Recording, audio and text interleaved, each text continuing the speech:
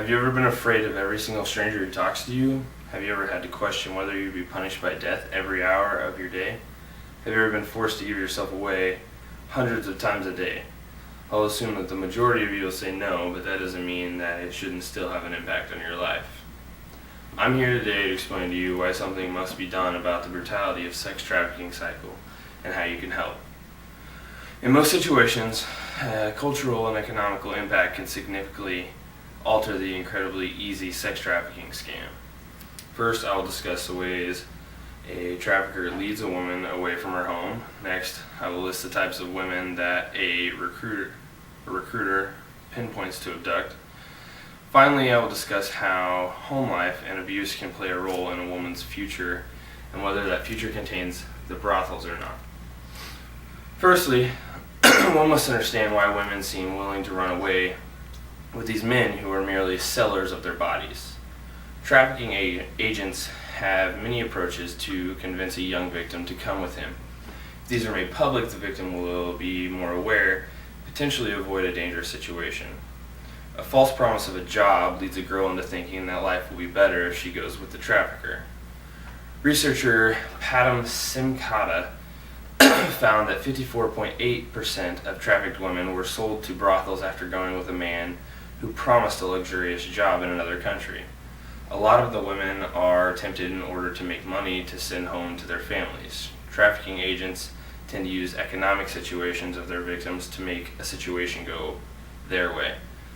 Other recruiters who are considered to be attractive to the female eye will use fraudulent marriage or relationships to tempt a woman into the scheme.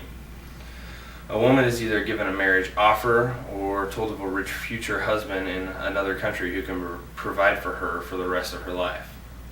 Other men use a false offer of a relationship to earn her trust, eventually asking her to run away with them. 19% of the trafficked women that have been recruited were lured away from the home using this tactic. Rarely, as movies show, do recruiters use force to tempt a woman away. They use lies and deception instead. If the educational system and economic structure in these countries were far better than what they are now, it would be far more difficult for the traffickers to find women to prey on. Men looking for women to sell by specific characteristics, specifically those who are considered illiterate. 86% of the women trafficked in other countries, specifically in Nepal, are non-literate. Non-literate women are more likely to seek savior in strangers because they are more unaware of their surroundings and consequently are more vulnerable.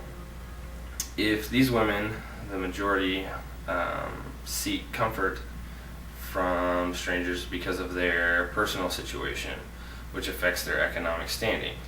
55% of trafficked women are between the ages of 16 and 18 years old. 62% of those women are unmarried, therefore putting them under financial stress.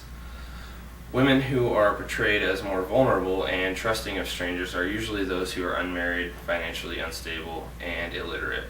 Oftentimes, these women have been emotionally and/or physically abused in their past.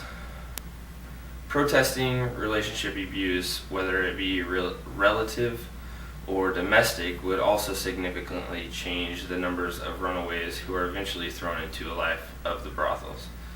Gender-based mistreatment in families appears often to contribute to girls' vulnerability to sex trafficking.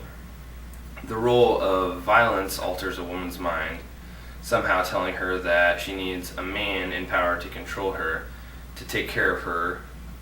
This leads her to run directly into the arms of a man who, unknown to her, plans on selling her as soon as he can. Women who are controlled by men, whether it be their husbands, fathers, uncles, brothers, or other relatives, are more likely to be trafficked into the brothels because they are easily misguided. Each of these reasons for such high numbers in trafficking could be easily fixed if action was to be taken.